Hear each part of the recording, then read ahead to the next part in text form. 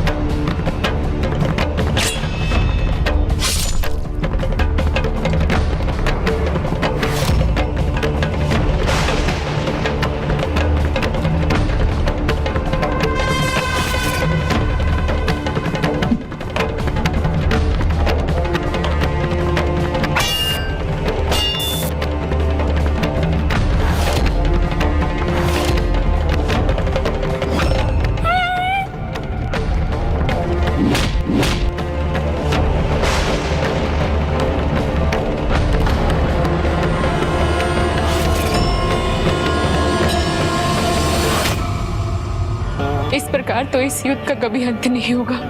इसका अंत तो होना ही होगा, वो भी शीघ्र।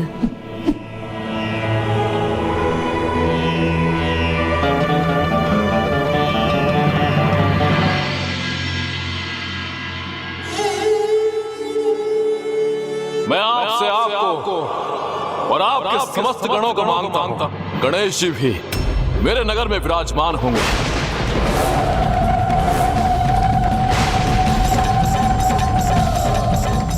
जिस असुर ने मुझे मेरे स्वामी और पुत्र से अलग किया है, अपार कष्ट तो उसे भी भुगतना होगा।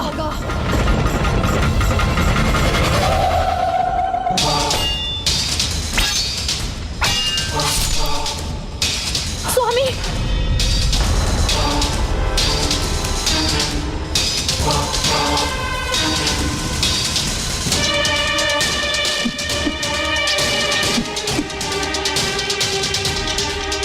मैं थक रहा हूँ, किंतु इसकी गति तो पहले जैसी ही है। सावधान बाणासुर। एक ओर बिच्छुओं की पीड़ा और दूसरी ओर उनका क्रोध भी है।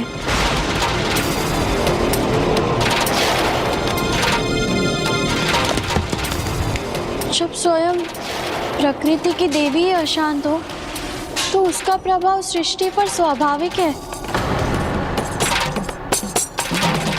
माँ की क्रोध को कोई शांत कर सकता है तो वो बस प्रभु श्री गणेश जी ही हैं। माँ की क्रोध को कोई शांत कर सकता है तो वो बस प्रभु श्री गणेश जी ही हैं। माँ की क्रोधाग्नि तब तक शांत नहीं होगी जब तक माँ अपने काली स्वरूप को उजागर कर अपने क्रोध को ज्वालामुखी के लावे के समान बाहर ना निकाल दें। बस बहुत हुआ, इसकी गति को मुझे अभी रोकना ही होगा।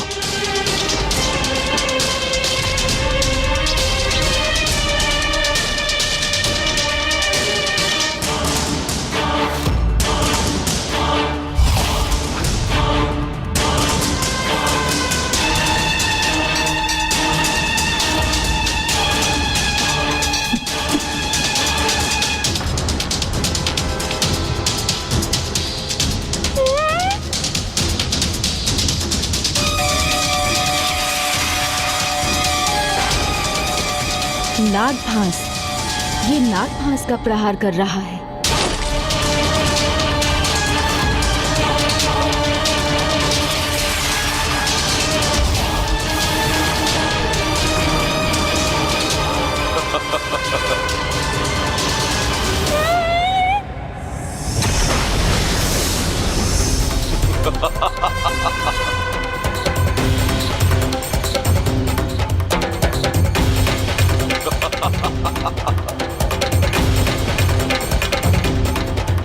हे विघ्नहर्ता श्री गणेश, आपका आशीर्वाद व्यर्थ कैसे हो सकता है।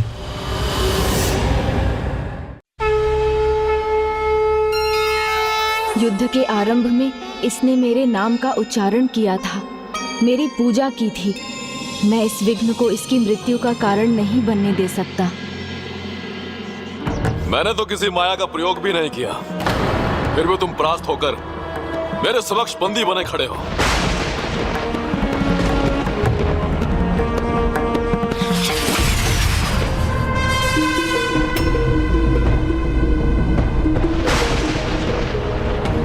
किंतु शत्रु को बंदी बनाने में नहीं, उसका अंत करने में विश्वास है मुझे। किंतु बाणासुर तुम ऐसा नहीं। गणेश जी, अतिथि हैं आप हमारे, और अतिथि अपनी मर्यादा भूल जाए तो आतिथ्य करने वाले से भी भूल हो सकती है। माँ के क्रोध का बाहर आना अब अनिवार्य है।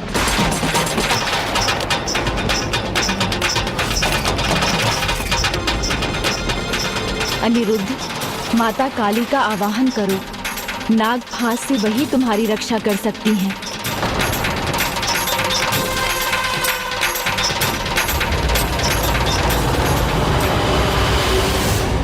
धर्म के तारक, अधर्म विनाशक, दुष्ट संहारक, तुम मंगल कारक। दुष्ट संहारक, तुम मंगल कारक। तुम उमा, तुम कमला, कला निपुण। तुम उमा, तुम कमला, कला निपुण। दुष्ट संहारक, तुम मंगल कारक। तुम उमा, तुम कमला, कला निपुण। चरण सुसज्जित चंद्रमणि का चूड़। शांत करो क्रोध मां महाकाली। करते विनय तुमसे हे कुलपाली।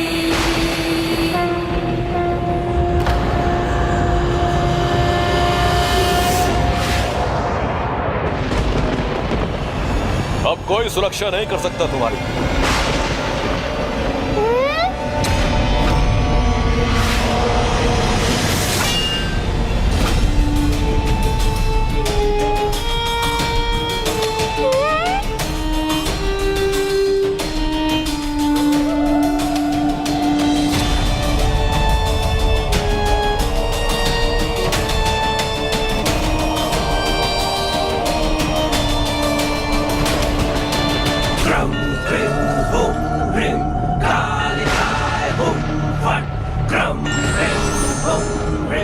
प्रणाम माँ। प्रणाम माता।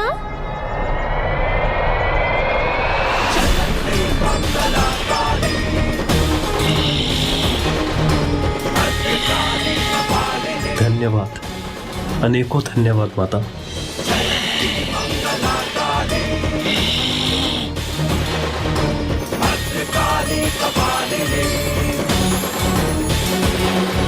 दुर्गा क्षमा शिवा दात्री। स्वाहा स्वधा नमोस्तुते। दुर्गा क्षमा शिवा दात्री। स्वाहा स्वधा नमोस्तुते।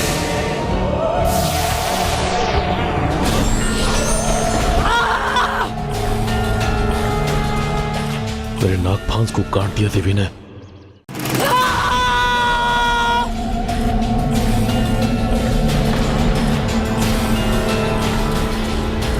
बाणासुर, अब मुझसे तेरी रक्षा कौन करेगा? मुझसे तेरी रक्षा कौन करेगा? नहीं नहीं, मेरा अहित नहीं हो सकता।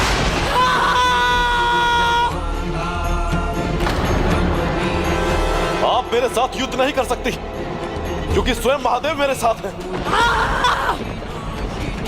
यदि माँ इसी तरह आगे बढ़ती रही और बाणासुर ने पिताश्री प्रभु महादेव का आवाहन कर लिया, तो माँ और पिताश्री एक दूसरे के सामने आ जाएंगे। अनर्थ हो जाएगा। नहीं, मैं ये नहीं होने दे सकता। मुझे माँ को रोकने का उपाय करना होगा।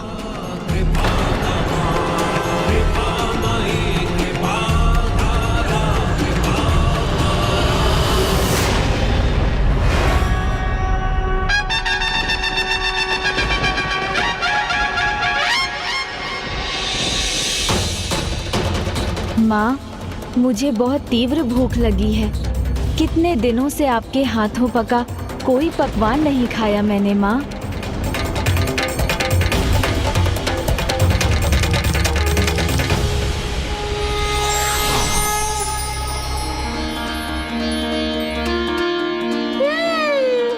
पार्वती के मन में माँ की गोद में आए विघन हरता।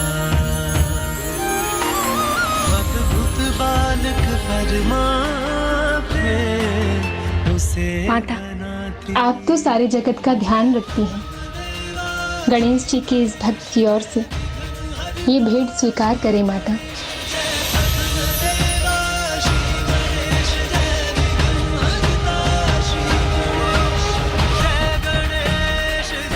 पुत्री, तुमने एक माँ और पुत्र की इच्छा पूर्ण की है, इसलिए मैं तुम्हें आशीर्वाद देती हूँ कि तुम्हारे मन में जो भी इच्छा होगी वो पूर्ण होगी, कि तुम्हारे मन में जो भी इच्छा होगी वो पूर्ण होगी।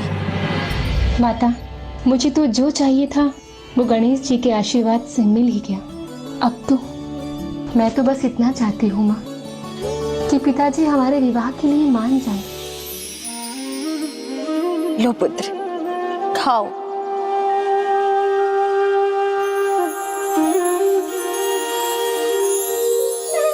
माँ की ममता तभी तृप्त होती है जब उसकी संतान उसके हाथों से भोजन कर तृप्त होती है। आपकी ममता तो संसार को हमेशा सीख देती है कि माँ कितनी भी व्यस्त क्यों ना हो, किसी भी कारण से कितनी भी क्रोधित क्यों ना, संतान की पुकार सुनते ही अपना सब कुछ त्याग कर संतान के सुख की कामना करती है। माँ, आप ऐसे ही जगत जननी नहीं। प्रणाम माता। मेरे प्राणों की रक्षा के लिए आपको अनेकों बार धन्यवाद। पुत्र, भक्त भी संतान के समान ही होता है और भक्ति भाव से तुमने मेरा नाम स्मरण किया तो भला मैं तुम्हारी रक्षा के लिए क्यों ना आती। यदि आपने यही निर्णय लिया है तो आपको आपके स्वामी के साथ युद्ध करना होगा। युद्ध करना होगा। शिव और शक्ति का तो युद्ध नहीं चाहते होंगे आप, इसलिए उचित होगा कि आप यहां से चले जाएं। उचित होगा कि आप यहां से चले जाएं।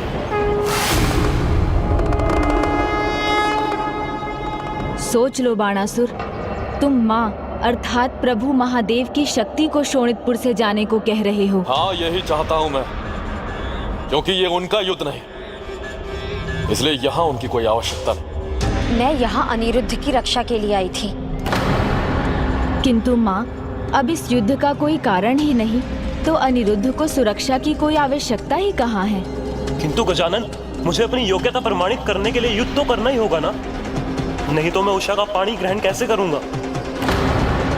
मेरी पुत्री का हाथ तो ये तभी थामेगा ना जब ये जीवित बचेगा।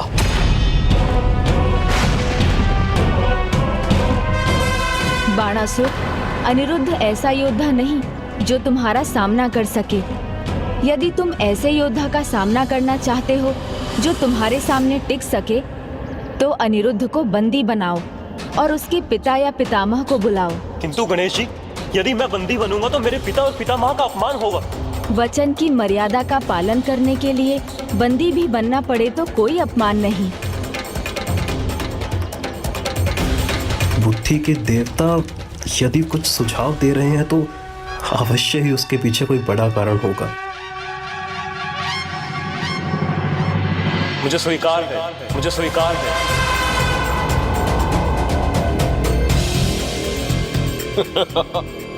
लो, समर्पण कर दिया इसने। यदि वो योग्य है तो मैं इसके पिता और इसके पिता के पिता को भी चुनौती देने के लिए तैयार हूं। आप मेरे पिता और पितामह का परिचय जानते भी हैं? परिचय कायर मांगते हैं और योद्धा युद्ध करते हैं। मुझे कोई भय नहीं, मेरे समक्ष जो भी आएगा वो पराजित होकर ही जाएगा। यदुवंश से हूं मैं और मेरे पिता का नाम है प्रद्युम्न और मेरे पितामह का नाम है द्वारिकाधीश श्री कृष्ण। द्वारिकाधीश श्री कृष्ण।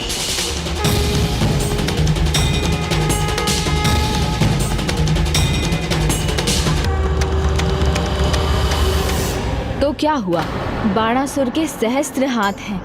ऐसे महान योद्धा को श्री कृष्ण का कोई भय नहीं। सत्य कहा गणेश जी ने, बाणासुर को किसी का भय नहीं।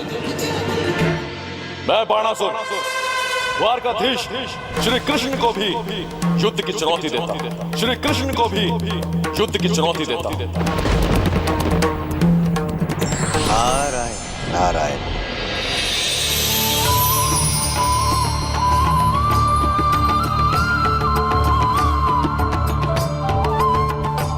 प्रणाम देव ऋषि। आपका ये संदेश तो मैं ही श्री कृष्ण जी तक पहुंचाऊंगा। उचित समय पर आए हैं आप। संदेश में यह भी कहना कि पूरी तैयारी के साथ आए वो, क्योंकि मेरे जैसे योद्धा का सामना पहली बार करेंगे वो। नारायण नारायण।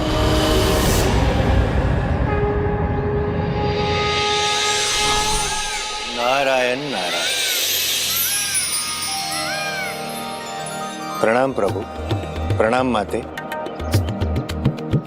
क्षमा कीजिएगा, बिना सूचना दिए ही मैं यहाँ पे आ गया, किंतु ये एक संदेश देना अति आवश्यक है।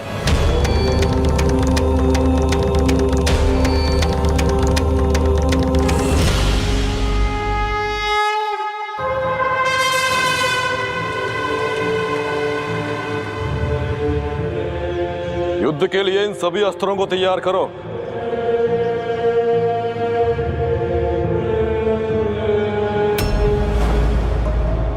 यह स्थान योद्धाओं का है, स्त्रियों का नहीं।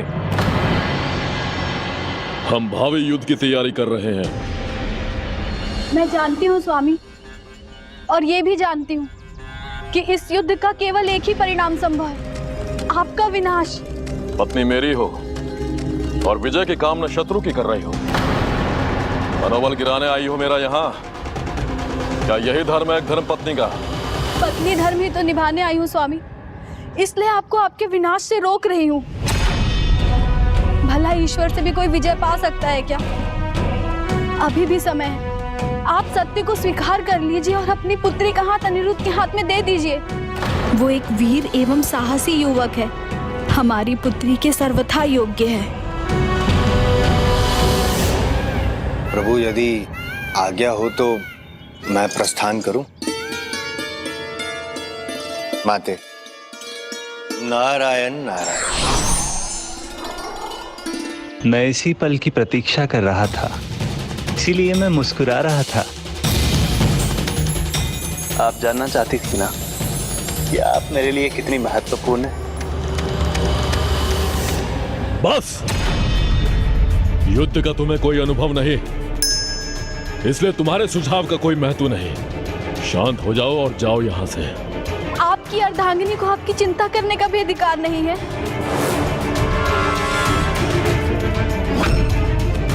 मुझे कार बनाना चाह रही हो तो मैं भी बता दूं, अर्धांगिनी नहीं हो तुम मेरी। अभी तू वो अर्धांग हो जो मेरे लिए व्यर्थ है।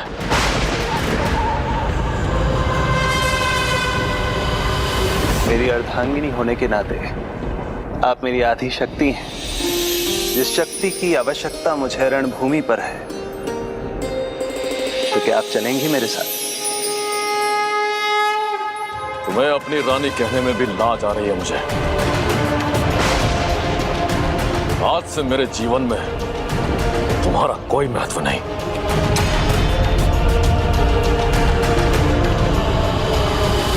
आज तक मैं किसी भी युद्ध में अपनी किसी भी रानी के साथ नहीं गया, किंतु आप मेरे साथ चल रही हैं। आशा है इससे आप समझ सकेंगे कि आप मेरे लिए कितनी महत्वपूर्ण हैं।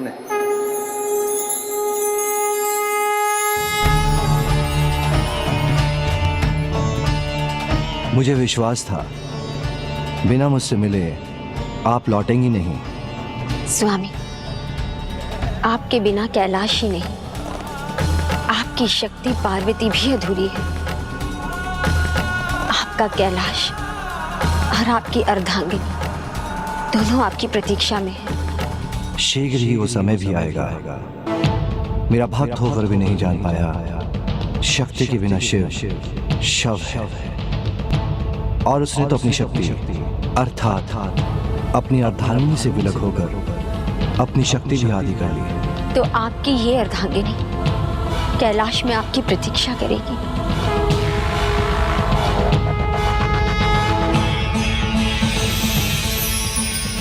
उचित समय आने पर बाणासुर को अवश्य समझ आएगा कि उससे कितनी बड़ी भूल हुई।